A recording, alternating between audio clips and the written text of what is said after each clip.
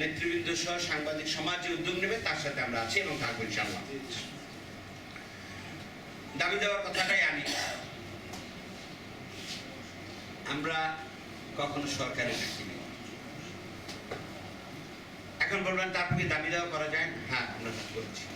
বরিশালের বিশ্ববিদ্যালয় আন্দোলনে আমরা ভূমিকা রেখেছি, কিন্তু এটা লাইমলাইটে আসে নাই, কারণ নেতৃবৃন্দ সরকারি দলের ক্ষমতাসীন যারা আছে তাদের চিত্রটাই কিন্তু সামনে আসে।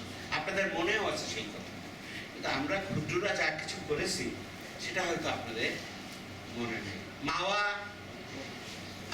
রুট দিয়ে এইখানে যেন ব্রিজটা হয়, সেই আন্দোলনে অনেকের সাথে আগ্রহ ছিল এবং এখনো আছি।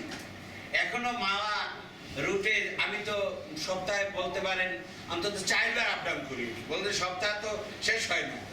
তো এইভাবে আপ ডাউন করতে এখন যে কি ভোগান্তি ওখানে, সেই ভোগান্তি আপনারাও ভোগেন, আমরা ভুগছি। 6 লেন রাস্তা অন্তত 4 লেন তো হতে পারে, আমরা সেই দাবি করেছি এবং ওই সময় আমরা সেটা করেছি। 15 বছর তো কোথায় কথা বলবো? বিমানের কথা ভাই বলছেন, উনি অনেক লেখালেখি করছেন আমার মনে আছে। তো সেই বিমান যেন চালু হয়।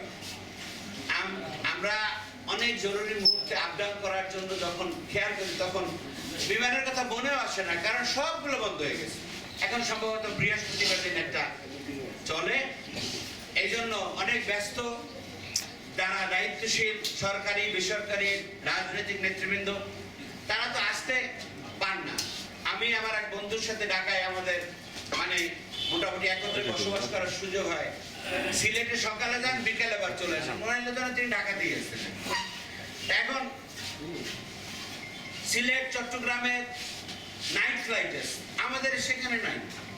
তো এখন বলা হচ্ছে যে ঢাকা থেকে বরিশালে যখন ঢুকবে তখন যখন এই আপনার পোস্তাগোলা ব্রিজ পার হলে তো 3 ঘন্টা এসে যায়, কিন্তু পোস্তাগোলার আগে পুরন ঢাকা কি এসে যে বিমানে যাইতেছে তার 3 ঘন্টা কিন্তু তার মত বিনিময় সভায় কথা বলার জন্য আমি অনুরোধ করছি বরিশাল প্রেস ক্লাবের সাবেক সেক্রেটারি।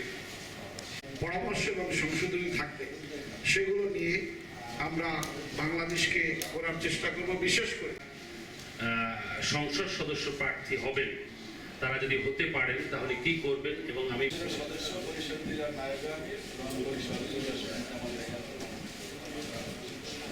প্রার্থী অ্যাডভোকেট মোয়াজ্জেম হোসেন হেলাল ভাইয়ের সৌজন্যে আজকে